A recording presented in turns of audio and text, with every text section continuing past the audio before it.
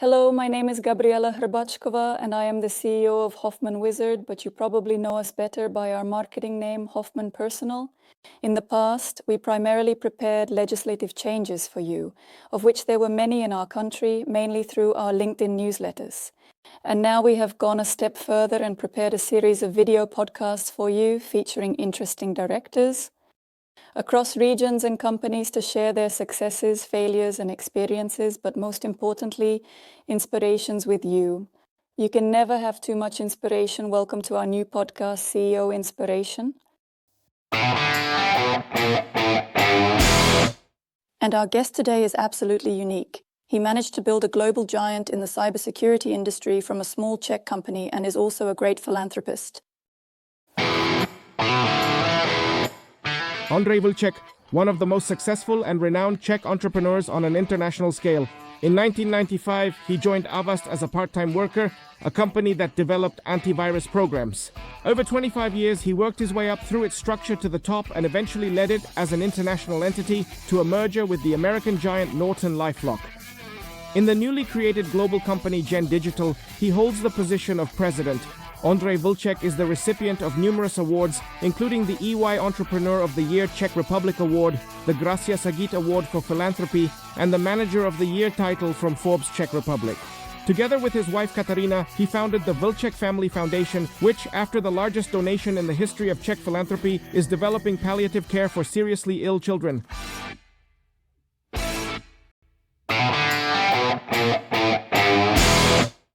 Hello, Andrew. Thank you very much for really indeed taking the time to join our podcast. Hello, thank you. It's a pleasure to meet you. You have indeed been working in the field of digital technologies and especially in cybersecurity for a long time. Gen Digital, through its brands, certainly strives to enhance digital freedom. Can you tell us more about Gen? Yeah, so Gen is actually a company that was formed just a year or a year and a half ago. And it was created by merging brands that are probably more well known, namely Avast, where I worked for many long years, and NortonLifeLock, which is actually an American company that has also been operating in the field of cybersecurity for over 30 years. And in 2022, these two companies merged, and that's how Gen was formed. I would like to start with some HR topics, and then we will get to Gen. That means corporate culture. You have been working at Avast, which is part of Gen, since you were 18 years old. Has the corporate culture changed over the years? Absolutely, fundamentally. When I joined, the company had about 6 or 7 employees, so it was completely like a startup, as we would say today. But of course, back then it wasn't called that. A tiny company where everyone did a bit of everything in the company. I started there as a part-time employee, and I didn't really pay much attention to how the company was doing. I just focused on my programming tasks and responsibilities as part of the job. In the summer of 1995, which I actually completed, I then went back to school and actually noticed that the company was somehow doing well. I saw that, for example, in some international magazines, the product is tested, so occasionally someone praises it and so on, but actually such as Various and so forth, we really didn't have a vision of where the company might be in 10, 20 or 30 years. Definitely, absolutely, and undoubtedly. And the culture gradually evolved as the company grew, and the culture in a company of 6 people is completely different from that in a company of 300 people and then in a company of 2,000 people. So the growth challenges that were definitely associated with it definitely impacted the culture, but it always really, really energized me because the company was constantly changing and my role changed a lot too. So it was really, really interesting in that way. And now, having merged several companies, was it a big problem to actually integrate them into one corporate culture? Yeah, actually, even within Avast, before this merger, we had made about 7 or 8 acquisitions, in fact, several acquisitions. Similarly, NortonLifeLock, which is the other part, has also made possibly dozens of acquisitions throughout its history. So actually, that kind of problem with the tension with merging cultures, so not just the business itself, but actually the teams and the different, let's say, specifics that the companies carry with them within the culture, That was something we had been encountering for quite a while, and we had some kind of playbook that we used, but it's always different, and there's probably no completely universal guide for it, yeah.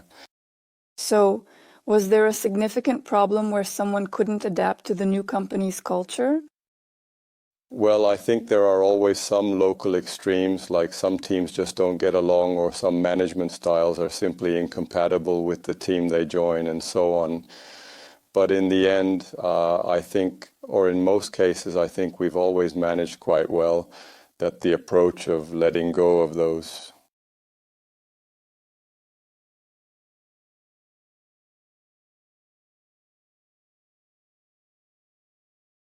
let's say t-shirts or those kinds of jerseys of the individual companies. So in our case, for example, when we were merging Avast with NortonLifeLock, Avast had that orange color as the company color, and Norton had that yellow color. And you could totally imagine it as two teams, one wearing those yellow jerseys and the other those orange jerseys, and they somehow compete with each other and so on. So it was really important for us, for example, that we really created a new brand for the company, which is actually neither yellow nor orange, it's blue. So suddenly everyone had those blue jerseys, and it somehow goes better. And there are various studies, about it, that people don't even think about it, or they don't even perceive it. But there's actually this fifth bias in that I have an implicit tendency to join my own community and fight against the foreign community. So even when various psychological studies are done, for example, if I randomly take 10 people and split them into two groups of 5 completely at random, and everyone knows it's random, and I tell one group, you are team A, and the other, you are team B, they automatically start to band together with A players with A players and B players with B players, even though there's no real rationality behind it yet, but somehow it just happens in various ways and scenarios. And within the context of various corporate mergers and acquisitions in the business world, it's really important to keep this in mind and try to proactively and effectively address it. You have 2 headquarters, one in America, in Arizona, and one in Prague. How does that work? I think it's quite good. Well, first of all, I think the concept of headquarters is a bit outdated because teams today operate in a distributed manner. We have all the necessary technologies and so on. So in the end, it doesn't really matter if the headquarters is located here or somewhere else. What is important is where the key decisions are made and where the key people are. And for us, it just worked out that part of the executive or leadership team is indeed in America, not only in Arizona, but also in California, and part is in Prague. And basically, essentially based on this, we actually, in fact, officially formalized that there are, as a result, officially 2 headquarters. You talk a lot about the new Generation D, undoubtedly digital. How will it influence corporate culture in the future?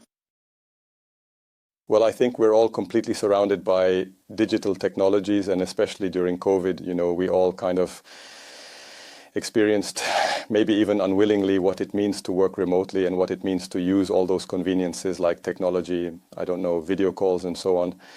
We all kind of learned it, including the kids at school. And actually, within that culture, it has some consequences, definitely and undoubtedly, in fact, as well. I think that one definite advantage is that I can really build the teams globally, and I don't have to worry much about whether they are within commuting distance or any such logistical issues, the difficulties that existed in the past. On the other hand, for example, in terms of onboarding, in terms of that kind of team spirit, if I can put it that way, the remote-only people are obviously at a big disadvantage, I think. Because when I, for example, finish school, I actually don't have any experience, and now I should start a job that is remote. So I'm basically sitting at home in front of the screen, and although I can see my colleagues in 2D on the screen, maybe we'll see 3D within some kind of virtual reality. But even then, it's still not quite exactly the same as spending a certain amount of time with them outside of work in a meaningful way, in some way bonding together as a team to really build an energy that can help overcome unexpected situations together and so on. So I think there are some pitfalls, but at the same time, the advantages are undeniable, especially within the global job market, which has suddenly opened up and is no longer isolated to local hubs like it was in the past. There is a lot of discussion now about quotas regarding women in company leadership. There still aren't many women in IT. Do you see this as a problem for you? Do you mean the quotas or the women? Those quotas? No, it's definitely not actually a problem. So in a way, I'm not truly against the concept of quotas because I think a quota is some kind of target for me. Indeed, it's some kind of metric that I can actually implement within. So we might not call them quotas, but I definitely want my managers or my, let's say, team leaders. In fact, people who are carefully planning the development of the workforce should thoroughly consider this aspect. It is important.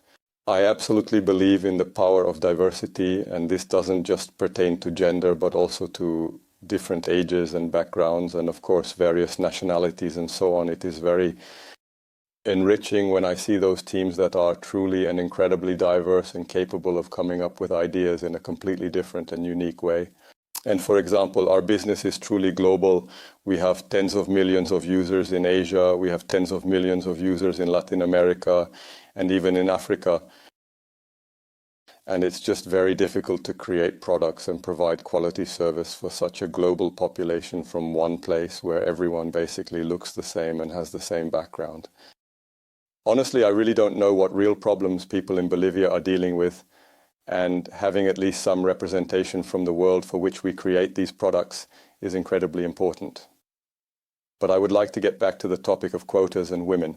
So for me, quotas are actually like, well, it's like a crutch, I would say. It's some kind of technicality that I would mention. So let's say I see that a given team or organization has, let's say, 25% women today, and I would like it to be at least 30. So I actually create that target for my hiring manager. I tell him I would like it to be 30. Maybe I won't call it a quota, but it's some kind of measurable goal for them. And I think that's reasonable. If I don't say it and name what the aspiration is, then it's probably less likely to happen than if I name it.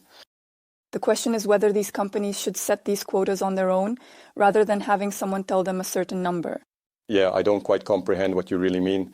So I think that what actually already exists in the world today are quotas within the governing bodies of publicly traded companies, essentially, in essence, fundamentally.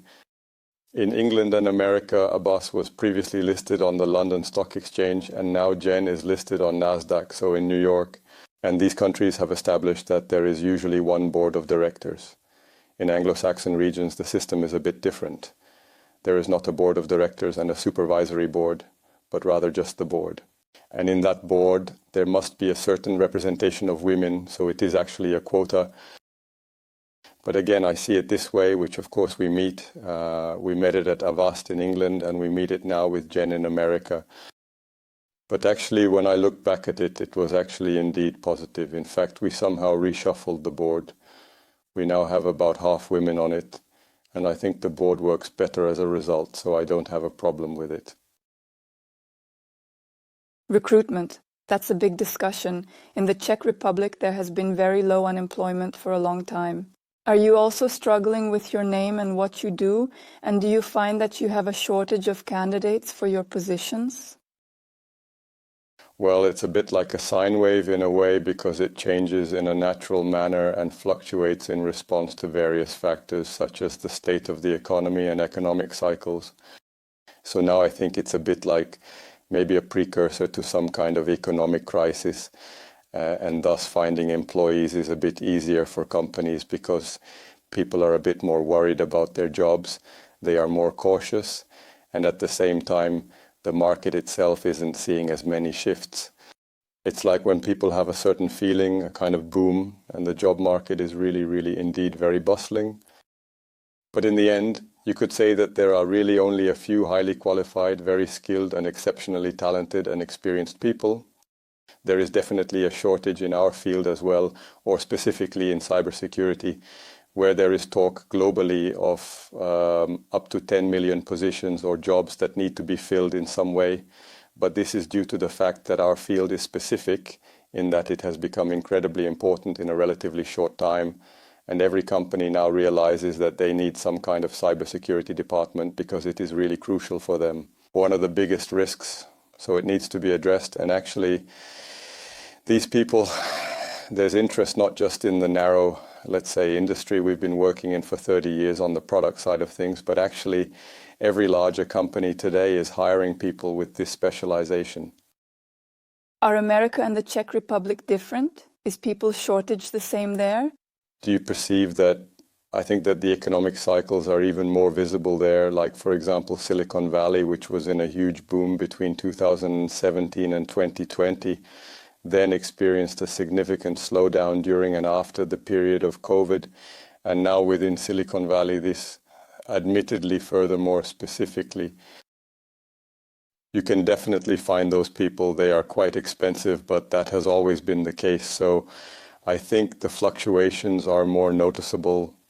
On the other hand, as I already mentioned, there is actually this huge new opportunity for companies that are open to remote work, that I am actually able to hire basically globally, like worldwide. So for example, during COVID, we really added people in Asia, added people in European countries where we don't have any branch or office. They are actually very capable of working efficiently remotely, which simply wasn't the case before.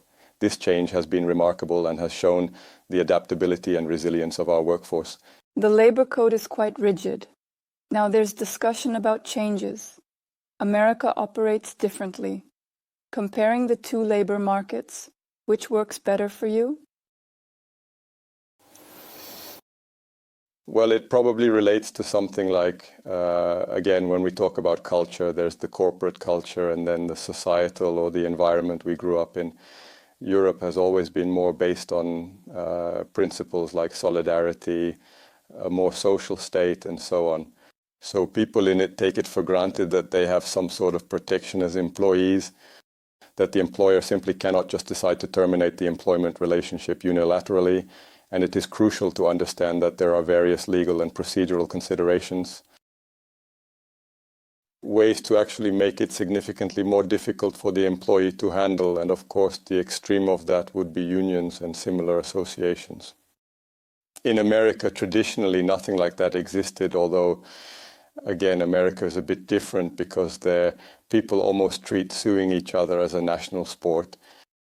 And that the average American will go through like 10, 20 lawsuits in their lifetime. Each one. Yeah, each one. And it's normal. If I don't like it or I'm not satisfied with it, if I feel they have wronged me or discriminated against me, I sue them. That's a normal way. And the courts there work differently and have greater throughput than Czech courts. And what I want to say is that maybe the protection for employees isn't as prominent there, that the company can really fire an employee without giving a reason very quickly. And within, I don't know, a week or two, it's done. But then if the employee has any reason that they were wronged simply because if the boss picked on him or, I don't know, he was oppressed as a minority or for any reason in any way, the first thing he does is immediately hire a lawyer and sue the company. And it almost happens on a daily basis. So the system is set up in a different manner. You think the Czech one is ultimately better for the company? It's probably not that simple to say. And besides, we really have people in about 15 or maybe more. We have 15 locations where we have offices. And then we have people in maybe 2 or 3 times as many countries. And I still perceive simply big differences between the Czech Republic and Germany, between Germany and England. So there are, of course, some differences. But generally speaking, from that perspective, let's say entrepreneurs, for example, in a tech company, which is a sector that evolves very quickly and requires making decisions, let's say pivoting and so on.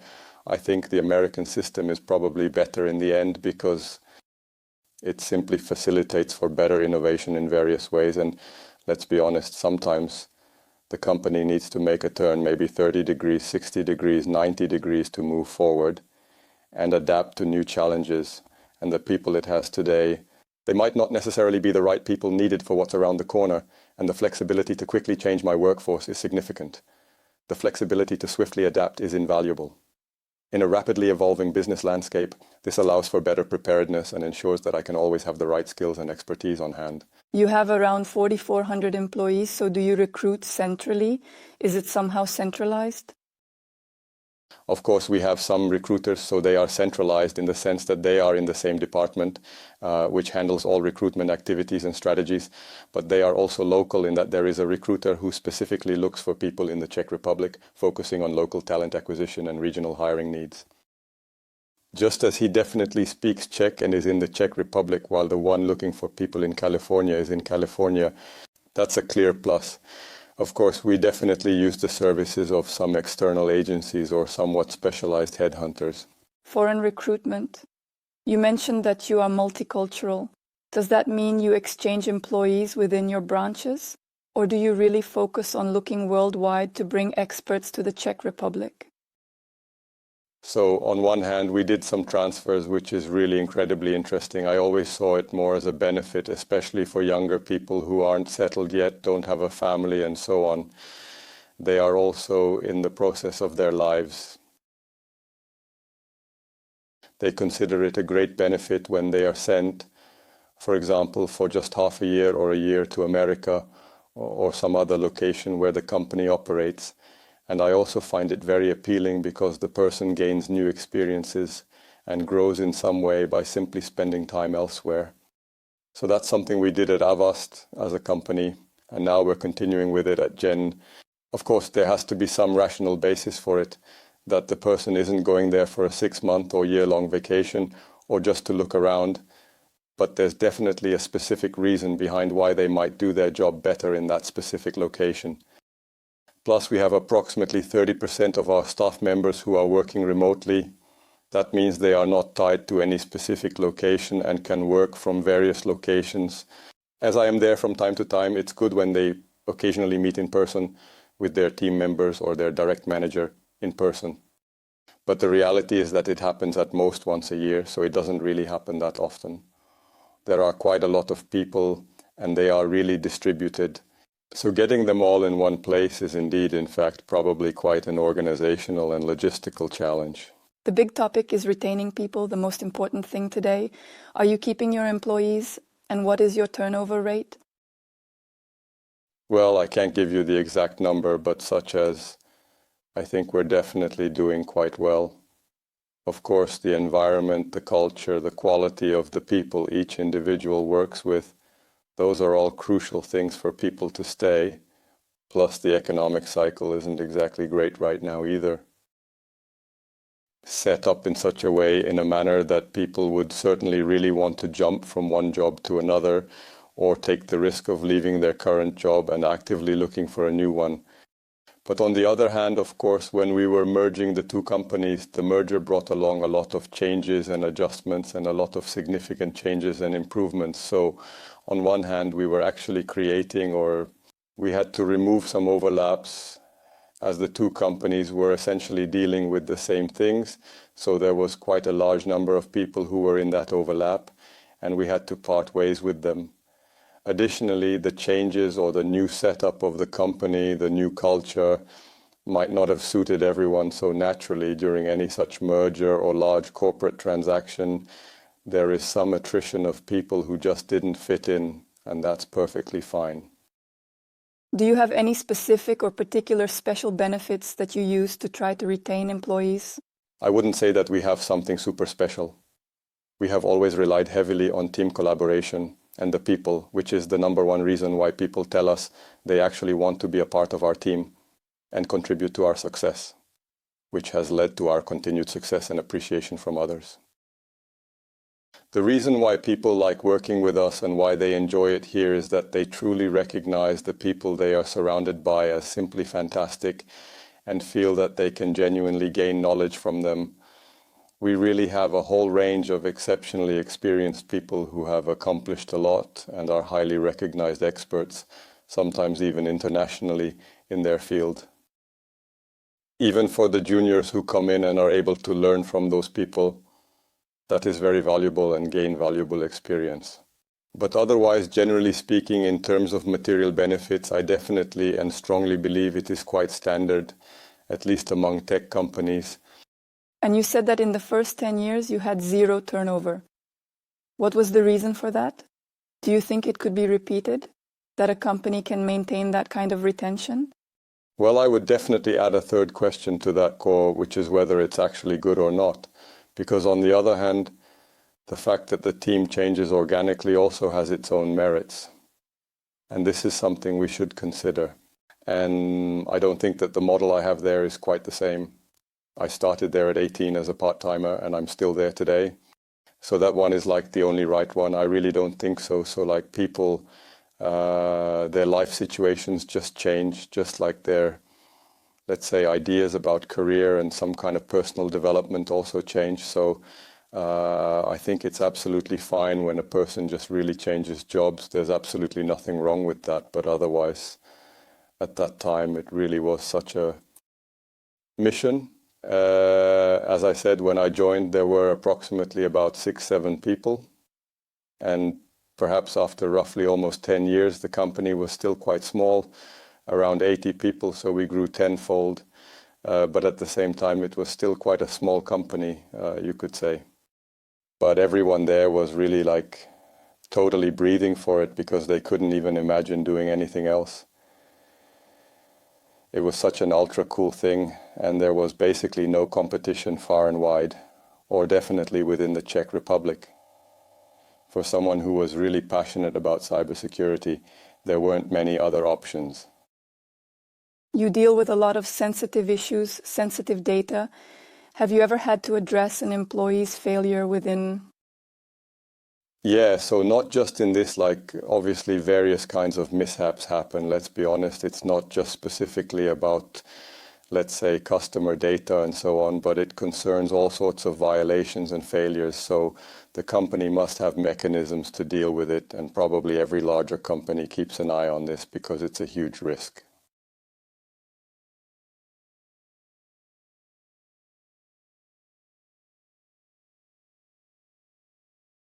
To liven things up a bit, how about we try a quick fire round? I'll ask a few questions, and if you could answer in 1 or 2 words, we can give it a go. We'll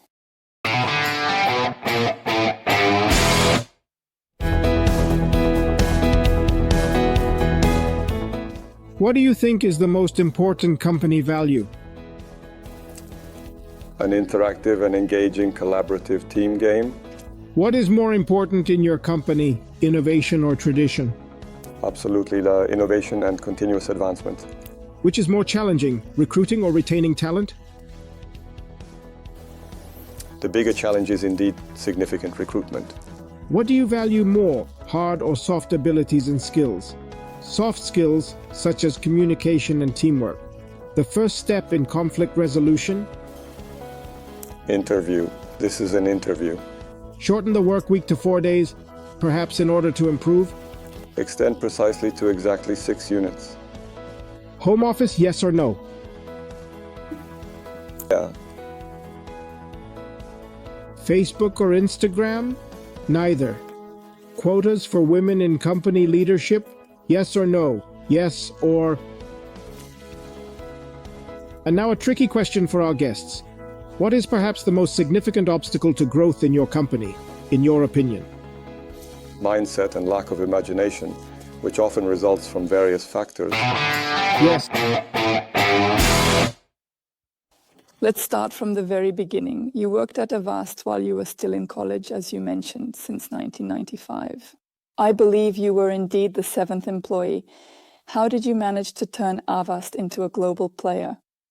Now everyone listens to what they need to do. Well, it's always a kind of combination of timing. I think the timing was absolutely and definitely very crucial for us. A bit of luck and some genuinely good people who came together at the very beginning and had the vision of where to gradually take it. I think that's truly the mix of essential things that absolutely make successful startups stand out from the less successful ones indeed. And was it mainly about the idea, or?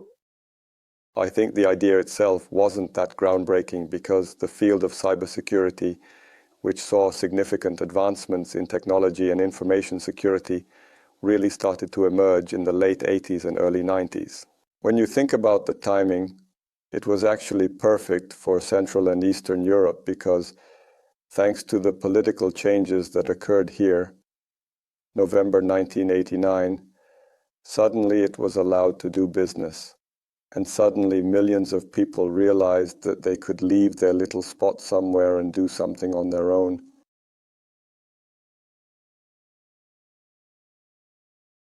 And many of them actually had experience with computers and worked in various computer technology companies and research institutes, mathematical machines, and so on, which was the story of our two founders who sensed this new opportunity in the field of security, and with the first viruses that really started to spread, and they created a product that addressed the problem. They didn't actually start by founding a company, but by creating a product, the first version of a product that organically caught on. Based on that, they then started thinking about how to monetize it and what other talents they would need. But the product was just one of many. At that time, they weren't necessarily thinking of founding a new industry. So I think that the timing in their case was absolutely the most important component of their success. You own or have owned, but we will get to that, 23 million shares of Avast. How did you manage that? How did the whole mechanism work? Well, it was quite straightforward, I would have to say. We had approximately 1 billion shares, so 23 million was about 2.3% with some rounding. And actually it came about that from the beginning, or let's say from the year 2000, we adopted that American or Silicon Valley style, which involves key employees having a stake in the company.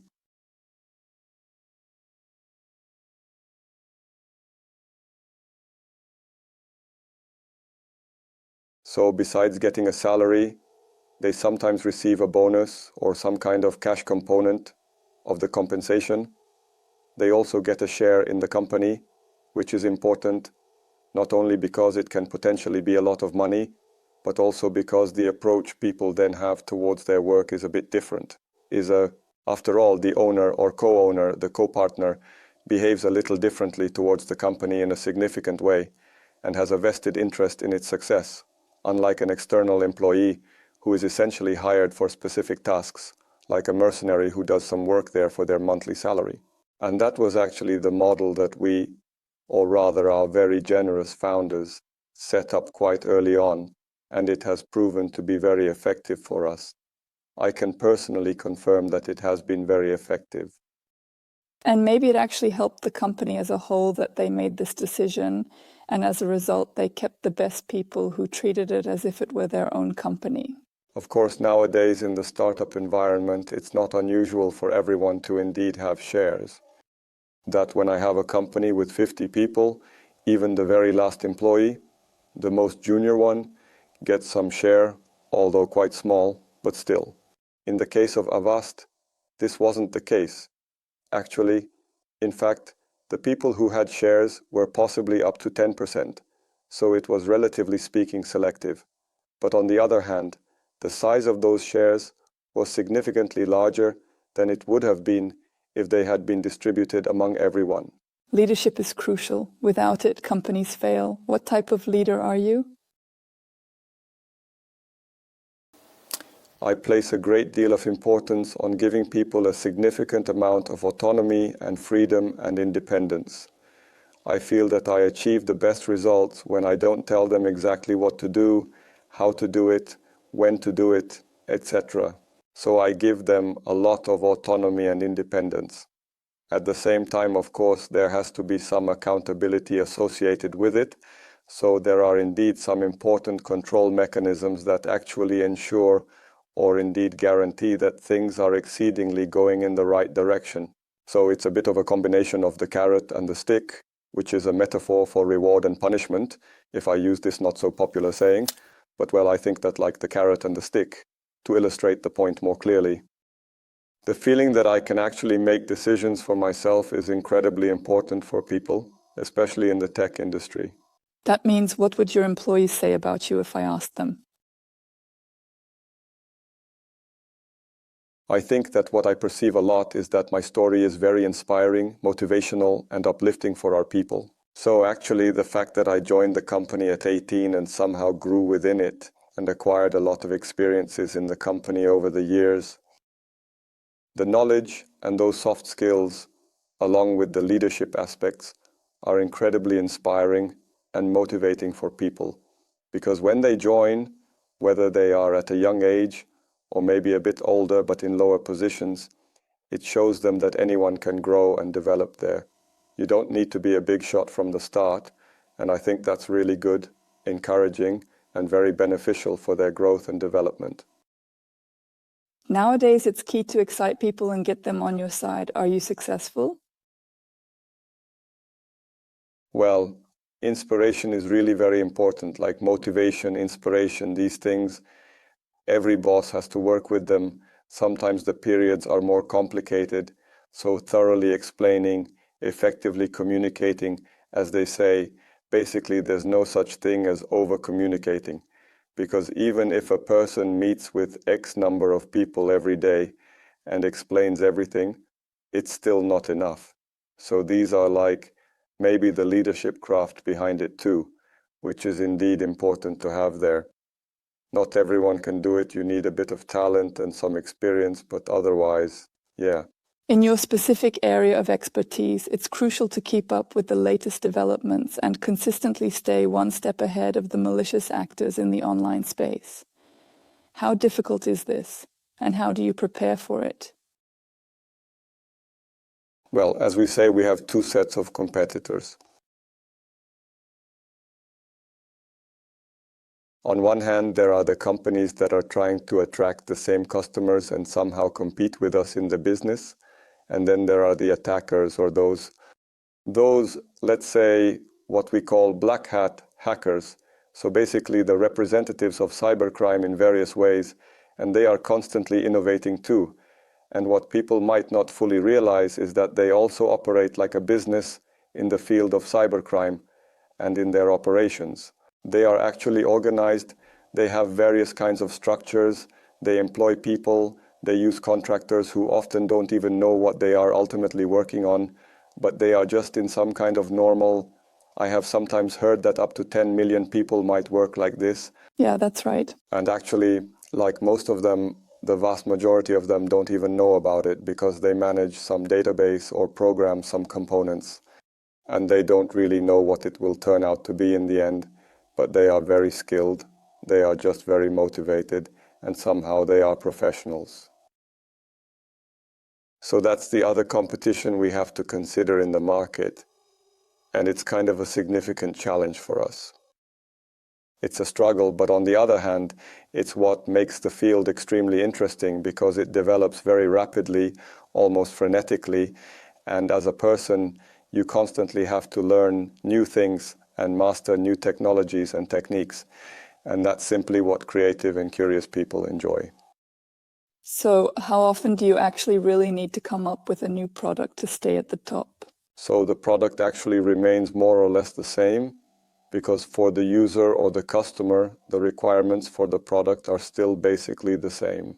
Basically to protect them from anything that might happen so that I don't have to deal with it, like most people. They actually don't understand it and don't want to understand it, which is fine. Why should they? But at the same time, our task or mission is actually whatever is new, some kind of, I don't know, now it's trending, online frauds, some kind of deep fakes and various attacks using artificial intelligence and so on. So our goal is to somehow manage all of this so that the user ultimately just isn't attacked. That's what we're aiming for. So the product remains more or less the same, but what's under the hood and what's actually important is constantly changing. Today, it's all about how fast and efficient we are at work. Do you have any special tool or application that helps you organize your work or assists you in your job overall? A lot, besides the standard ones, the ones that probably everyone uses, like various office tools and different applications. And I quite like using various and different AI tools now. I use a lot of transcriptions actually from speech to text. So it can actually transcribe an interview as well when there are more people. Like if there are 5 people in a meeting, It can record who said what, and it can summarize it, save it into a document, which has the huge advantage that it can be searched later. So actually, like just a few years ago, what was said in a meeting, you would remember it for a week or maybe even a month if it was something really big, right? But if there were no minutes, it would kind of fade from memory and be replaced by newer meetings and other things that were really fresh in your mind. And actually, thanks to these technologies, this is changing now because I am able to convert any conversation or any meeting into a document that is then fully indexable and searchable, which is a big advantage. Do you maybe use GPT? Yeah, I use them. I mean, I use those products, those LLMs, but of course GPT too. And primarily on what? So there's more to it.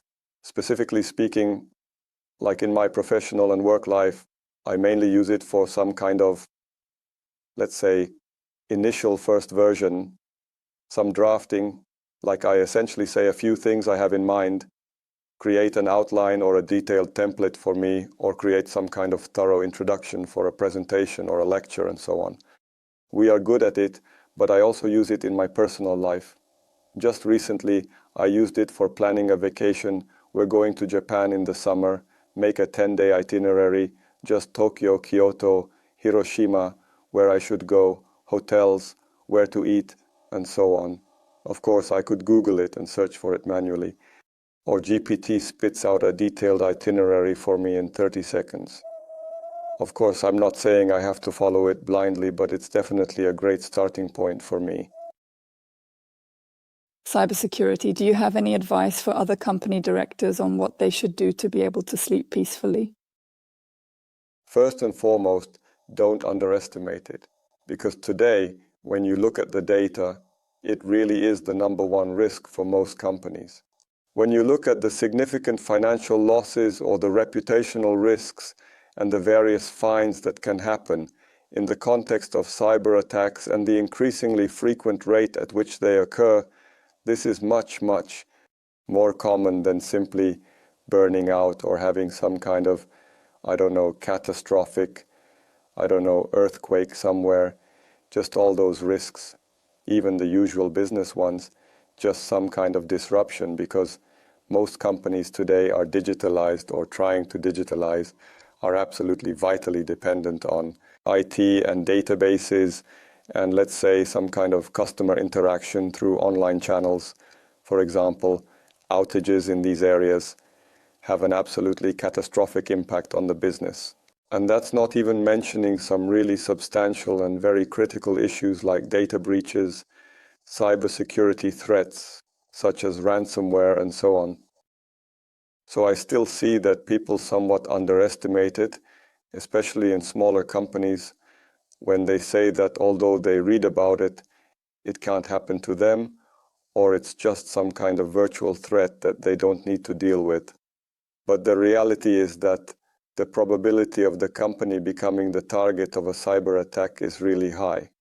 In fact, the more cynical among us in this field basically say that companies are divided into two groups, those that have been hacked and those that don't know it yet. That doesn't sound very positive.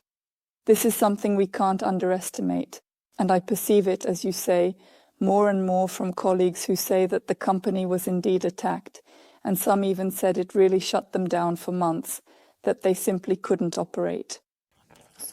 It depends, of course, on how much the company, if you have a bakery or you have, some kind of manufacturing, then it's probably a smaller risk than if you have an online shop or even, for example, healthcare. In healthcare, it took a long time to digitalize, but then it relatively quickly transitioned. Today we have e-prescriptions, so paper prescriptions are no longer used. All those systems, like at the dentist, are actually digital, so hospitals are completely digitalized. Therefore, outages in this area basically stop operations entirely. And in the case of hospitals, it really is a matter of life and death, which is a big risk. Speaking of leadership, what have you really succeeded in as a director in your career? What are you particularly proud of in your accomplishments? that you are proud of? Well, so probably the simplest or the most obvious thing is that I took on the position of CEO in the year 2019. And actually, indeed, in fact, 3 years later, we ultimately reached that exit or merger. And during these 3 years, the company's valuation tripled. So within 3 years, I managed to essentially triple the company's value. Since the company is listed on the stock exchange, its price is known at any given moment. So I naturally consider this a good success. Or at least from a business perspective, it's a great result. But I was definitely pleased about a lot of other things, like how the team came together as a team. And I think we managed to get through the COVID period of time, because most of the time I was CEO was during COVID. So there were numerous and various challenges we had to go through, but I think it was ultimately actually very good. The position of CEO is demanding, so when do you find time to relax? Where do you recharge? Well, I'm a walker, so I like to walk, and it's kind of a thing for me, especially alone. I also enjoy walking in a group or with my family and so on, but then I don't get the most relaxation from it because I can't just go. It's a kind of physical activity that, on one hand, gets the blood flowing and gets you moving, but it's not too demanding. You can do it for hours without getting particularly tired. That's the great balance between clearing your head a bit and being able to relax, taking a moment to unwind and de-stress, and think about whatever I want, allowing my mind to wander freely, and somehow it recharges me, giving me a renewed sense of energy and clarity. The best ideas come while walking. For instance, an innovation during COVID was having walking meetings. So actually, we met, for example, during the lockdown when the office was closed. So we had a meeting with masks on. We just walked around for an hour instead of just calling each other because we needed some contact.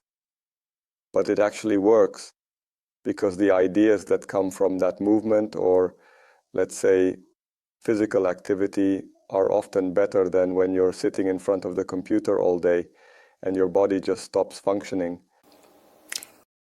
We keep touching on technology here, and with FamePlay, we even created my own personal avatar. So I thought that we could definitely try some questions from the future with my avatar asking them. All right.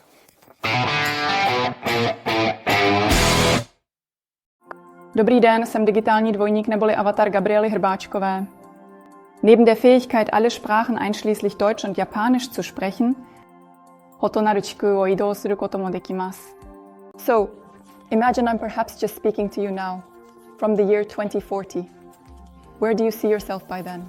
I sincerely hope we will definitely see it on our planet Earth and maybe even on Mars. What new skill do you want to acquire by then, that you are passionate about and dedicate time to mastering it? It's really a long time from now, so I don't actually know what the world will look like, but in a way, I would like to acquire the skill to be able to disconnect from technologies for a bit longer than 5 minutes.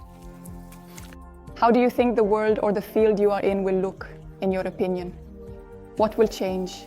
I think it will actually be much smaller, simply because of technologies, virtual reality, augmented reality, and so on. It's really like we are beginning to gradually blur the differences between the physical and digital worlds in many ways. This will bring us much closer together in our daily lives. But yeah, I also hope that we will travel to space and that we will explore. I think it's a bit of a shame that we've stagnated in exploration, that moving solely into the digital realm has huge benefits across all sectors of human activity. But at the same time, there's something to be said for good old-fashioned discovery and prospecting. They never looked at the ocean's depths as the ocean floor. No human ever stepped into space. Only a few chosen ones have flown, and so on. I definitely think we should also head in that particular direction, and not just into the vast and expansive digital cyberspace. You have your own avatar. What do you use it for?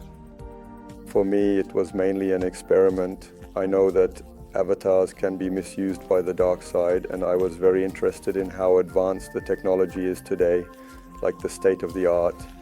So how realistic it is, how cheap it is, how universal it is, and how well the lip syncing works, especially if it were to be misused.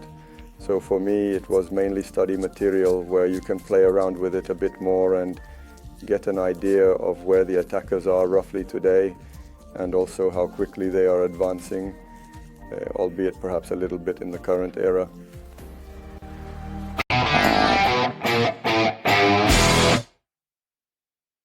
Now to the challenges and problems that every CEO must address, whether they like it or not.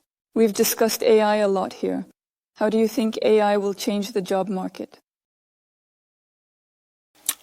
I hope for the better. That's how I see it. So today, I see corporations that, in my opinion, think of AI as a way to save costs, like replacing some employees with machines.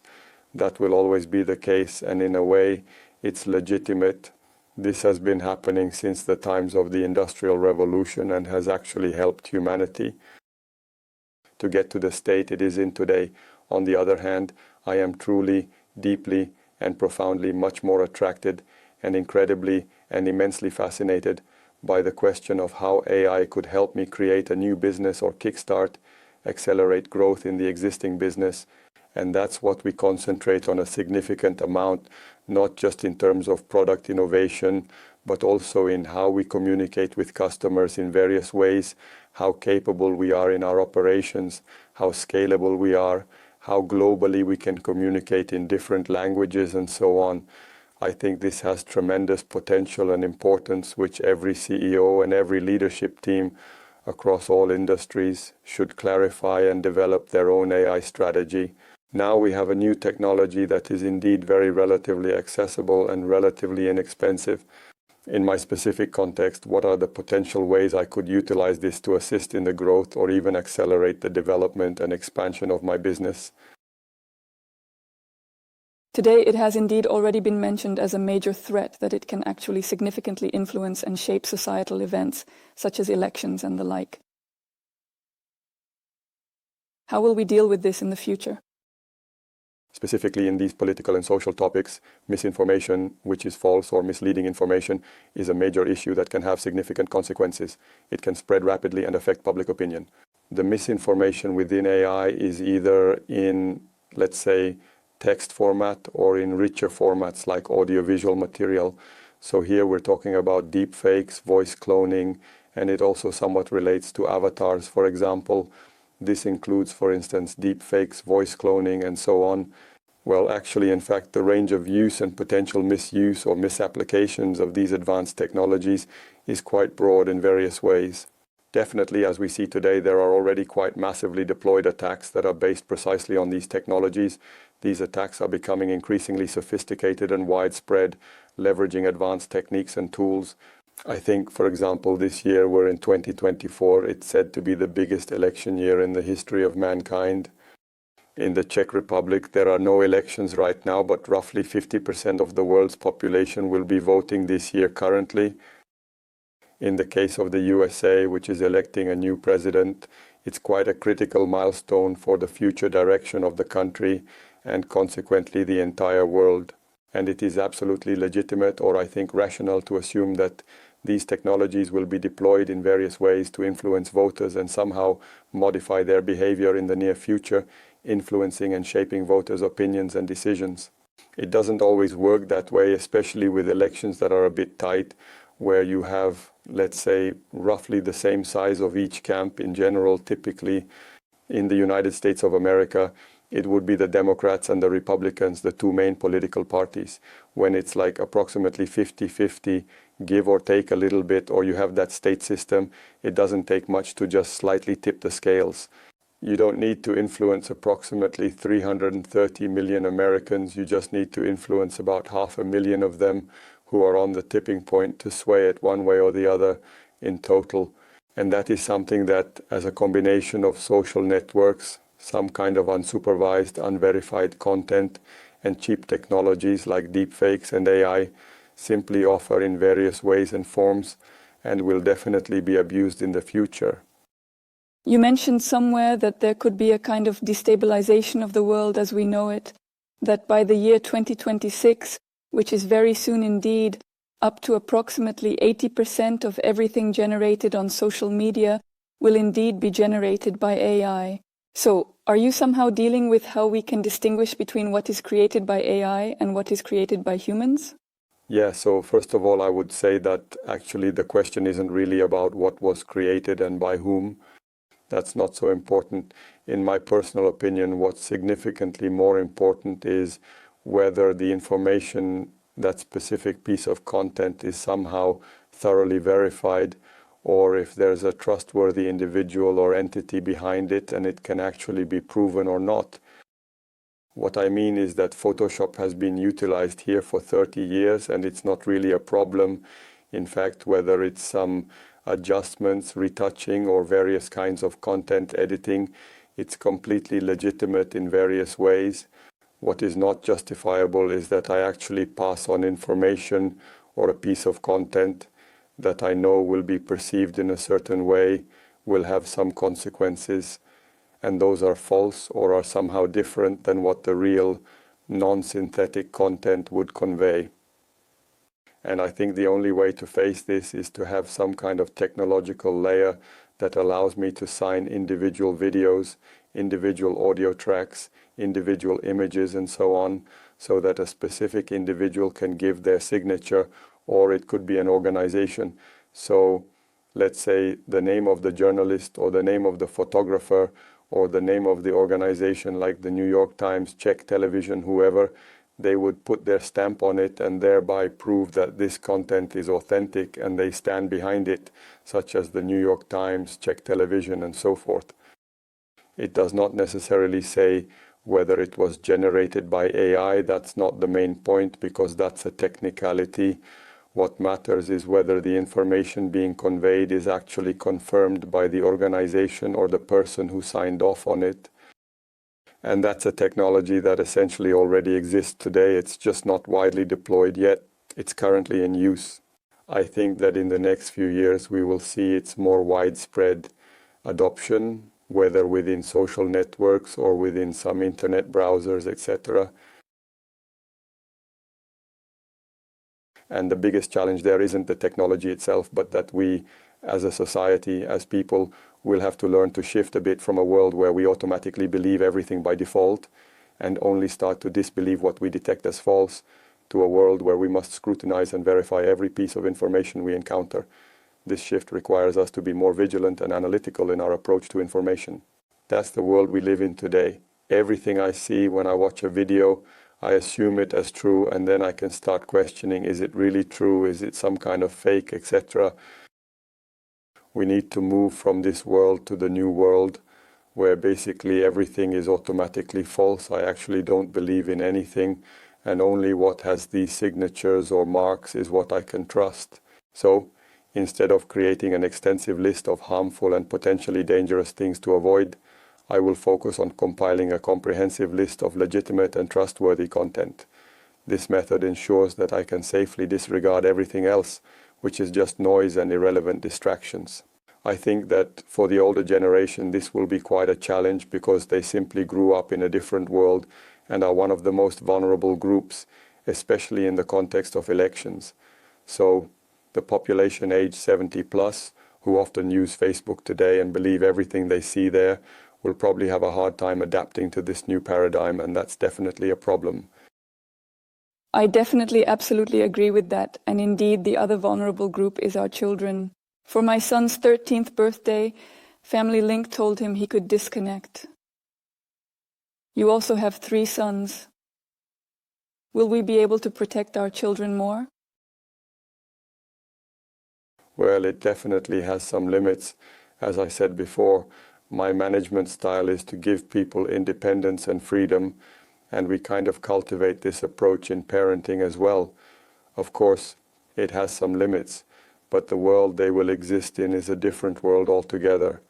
Every generation has it that way, and that's okay. It's important. I think it's a huge mistake, or I see it in some parents who have an almost convulsive tendency to cut their kids off from technology completely, no social networks or anything. And it's just not good, because once they reach a certain age, whether 13 or 18, it doesn't matter, but eventually they will grow up and naturally want to get involved, and it might even be part of their job, and they'll be behind. It just doesn't make sense on the other hand. The risks are absolutely huge. We have dangerous predators on social media, and kids are incredibly naive in how they trust almost everything and easily fall for various scams. So it's definitely very important not to neglect parenting in this regard, to talk to the kids frequently and know exactly what they're doing. Not necessarily by spying on them, but simply by asking them normally, and they usually trust their parents enough, at least until puberty, that they don't really have a problem telling them. And if they don't feel like the parents are punishing or penalizing them in any way, shape or form, which then leads to, let's say, the trust between them and the family breaking down, that's always bad. Last time we discussed with Juroflix that every parent should watch Marty is Dead, so that's another recommendation. We watched it with the kids and they really liked it too, especially the funny parts. As a CEO, since you also deal with problems and challenges and obstacles on a regular basis, what difficult and unpopular decisions have you had to make? So, I made some rather unpopular decisions. For example, when I started, I relatively soon parted ways with about 10% of our employees, which was a challenging and complex process. This involved carefully evaluating each employee's performance and potential, doing what you might call a spring cleaning. This event actually happened in the fall season, so it was a fall cleanup. I actually perceived it as the company having somewhat underestimated performance management in the long term. Some companies do it very thoroughly and somehow insist on it. I don't know, 5 or 10% is changed every year, etc. That wasn't our case, but at the same time I observed that as the company grew, certain sediments gradually formed that didn't work well or in any other way. The people just weren't adding value anymore over time. So I took a very bold step. I was indeed absolutely thrilled with how the entire management team under me truly embraced it. Instead of addressing those potentially significant risks or being preoccupied with possible worries about how it will turn out and what it will do to the culture. So, in a way, everyone was actually glad that we took the plunge and made such a bold move that hadn't been done before because the effect was good. This bold move, despite its risks, brought about positive changes and benefits that everyone appreciated, leading to overall satisfaction and progress. And something you would take back? Something that didn't go well for you? There are always some local things and details, so I kind of have a bit of a problem with the fact that I'm still learning when to share certain information and when to keep it to myself. It often happens to me that I say something like, for example, too early or conversely too late. And actually a person, especially in the position of a CEO, tends to underestimate the effect it has, perhaps. For example, I'm forming a new team and I'm thinking about who would be good people to fit into the leadership of such a team, considering various factors such as skills, experience, and compatibility with the team's goals and culture. So I have interviews kind of thinking about who the good people might be, and then I start talking to those specific people about the role, but actually I still see it as planning and sort of comparing notes and so on. The moment the CEO starts talking to someone about a specific role, that person traditionally assumes that I am offering it to them. Well, it actually means that I no longer want him in the old role and now I'm putting him in the new role. As soon as it starts, you immediately start dealing with it with your family. Things like this have happened to me, where I lost some people because I kind of lured them into a new role that I didn't really have prepared for them, but I wanted to discuss it with them. And then they concluded that even the original role in which they had been until now and were relatively satisfied was no longer good enough for them, and they left. So these are the kinds of things that really get to you and you think, wow, that escalated quickly, I don't even know how. But the power of authority is such that when a CEO talks directly to someone, every word has to be weighed carefully because it can be taken completely differently than how they feel or originally intended. An unpleasant phase for your company regarding the particularly controversial subsidiary JumpShot concerning the alleged sale of user data. You were able to essentially decide within a span of just 3 days that the company would basically shut down. How difficult was this, and how did you manage to agree in such a short time that this is simply the best solution for the company? Well, those are the kinds of challenges really. One of the fundamental leadership skills, I would say, is indeed being able to make decisions even when you don't have all the data, or just making some riskier decisions, but they are important. I found 1,000 times that speed is usually more important than having all the data often. One must be like, it's a calculated risk. It's not like I'm shooting from the hip, but when I have 60%, 65%, 70%, from 60% to 70%. So as a highly skilled and very experienced leader, that should indeed certainly be enough for me to profoundly just make the decision and not say that I need another month to do some more surveys or whatever. So in this particular case, it's really like I had been in the role of CEO for approximately 6 whole months, so relatively new and fresh, and just somehow mobilizing our board, organizing a special board meeting. This was just before COVID-19, just somehow explaining what it's entirely about, getting everyone completely on exactly the same page, and making that final decision, then taking full responsibility myself. These are truly very tough things indeed, but on precisely at another hand, I am absolutely convinced that speed is more important than floundering around aimlessly for several long months in order to dilute it completely and not make any decision. Both down. You said we face an economic crisis. From your perspective and with the information you have, how do you see Czechia? Are we? Will there be a crisis?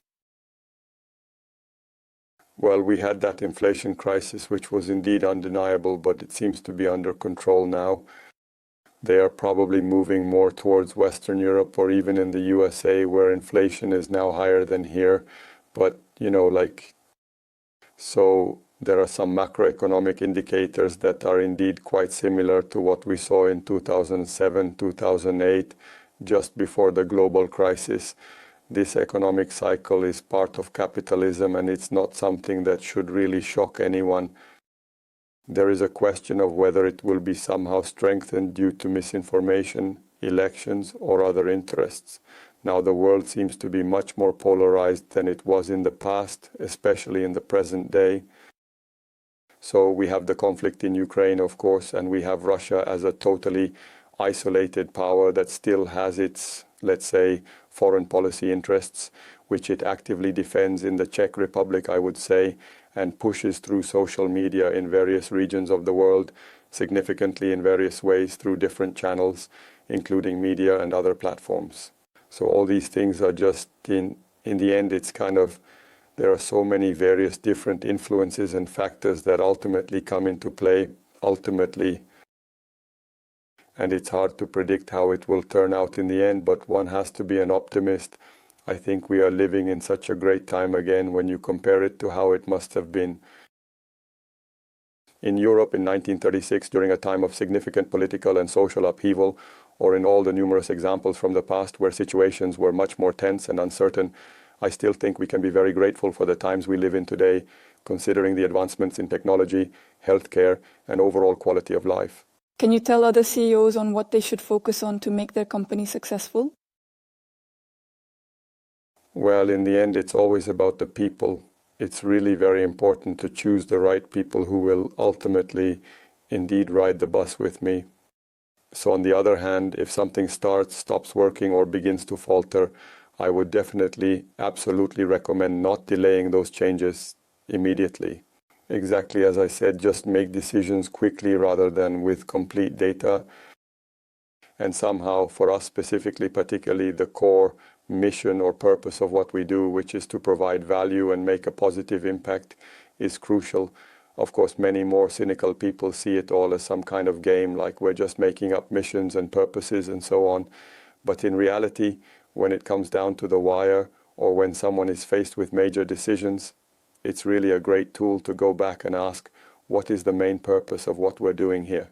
This mission is what drives us every day, which can be seen in our various projects and initiatives, such as helping communities, supporting innovation, and fostering growth.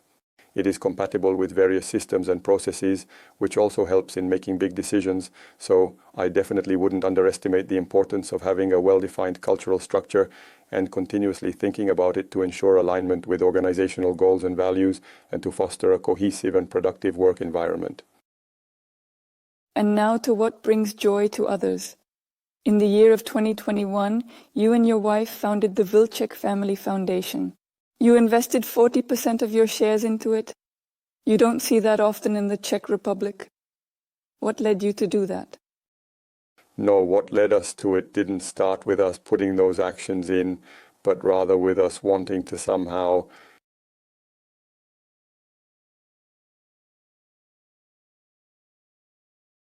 a bit like helping in a way, in the sense that we had various and different activities before, you could say philanthropic, which were not entirely systematic.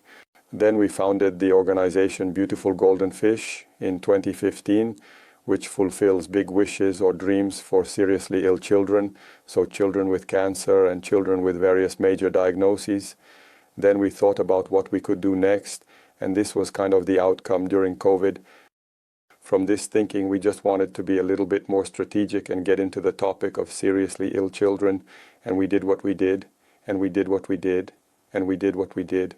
About the golden fish, what do kids wish for the most?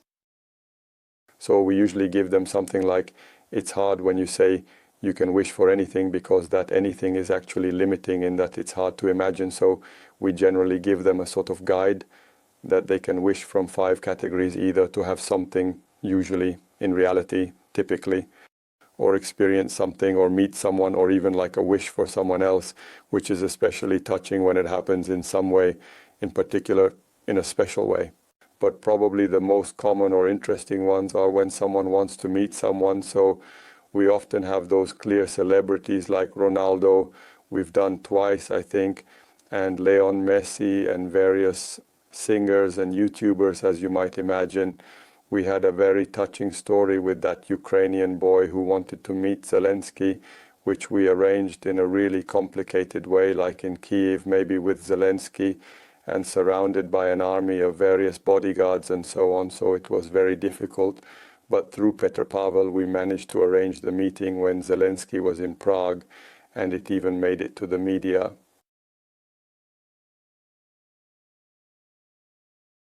So it was incredibly and deeply moving, and those are very powerful and inspiring stories. But actually, in fact, we already have approximately 1,200 wishes fulfilled over those 7 years, and each one is unique and beautiful in its own way, in total. Not giving up will primarily involve doing or making the onion. What was the onion dealing with here? Yeah, so we transitioned from the goldfish to the Vlček Family Foundation, and they actually set a goal to build a network of services really related to the comprehensive and compassionate care for children's palliative care over the next 10 years, which isn't just hospice care at the end of life, but it's actually quite help these children, but also their entire families right from the moment the diagnosis is made. Cibulka is actually, let's say, a reference implementation, to use a technical term, of such a workplace where there is a multidisciplinary team that can help the child, the patient, and their entire family with various things. Firstly, there is so-called respite care, which is traditionally translated as relief care in Czech, meaning it is fundamentally a medical facility where the child can stay for a relatively short period, say, for example, a week, 2, or at most 3 weeks. And they can either be there with their family, and the family doesn't have to worry about all the daily stuff. They can somehow relax there, or the family can even travel to other places. It often happens that the sick child has siblings who are healthy and who don't receive the care or attention that they truly deserve and require the attention they need, because all the attention revolves around the sick child. So it can be absolutely crucial for the family, for their health and some mental stability, to be able to take the healthy child or children and perhaps go to the sea for a week. That's something they absolutely can't do today, because the care takes place 24 hours a day, 7 days a week, on a different principle. So but there will be many more services there. There's also a daycare center, and there are some additional services as well. It's like actually we're not inventing it, we're bringing in concepts that work elsewhere, probably in the world. Probably the furthest ahead is the United Kingdom, where there are approximately about 40 similar facilities and they work very well. So like we're just building a network of services here that I think will really help, and it's a joy. It's definitely well resourced. Can the public perhaps get involved in these activities of yours? Yeah, it can. We did put a lot of money into it, but changing the system and really creating a network of services will cost much more. So we're obviously doing fundraising, just like probably every foundation. But we also have a lot of volunteer activities. And we really try to work a lot with the community around Cibulka, which has a broader implication and deeper significance. We are not building this facility on a greenfield site somewhere out of town on a flat and featureless plot, but we bought Cibulka precisely because it is a historic building that was totally in ruins when we bought it, and it is in an existing development in the broader center of Prague, which is a very important and significant location. And around it, there's like a very big community of people who are really enthusiastic, not only because the building itself is finally going to be renovated, but also because of the whole theme. We see a huge potential there for them to create a healthy, natural environment in the community. One of the things people don't realize is that these families with sick children are quite isolated in their lives.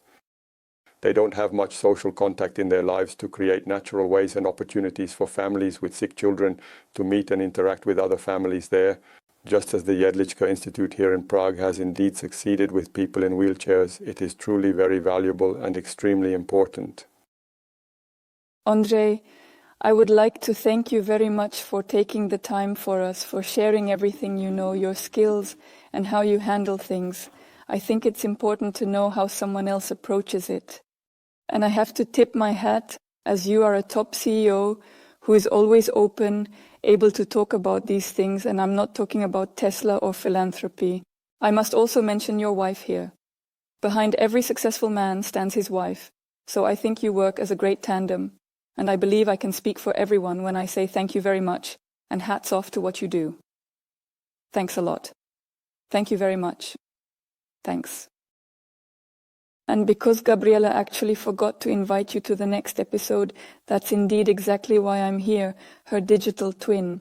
I look forward to seeing you in the next episode of the CEO Inspiration podcast. If you don't want to miss anything, click subscribe on our newsletter to get all the episodes of our podcasts.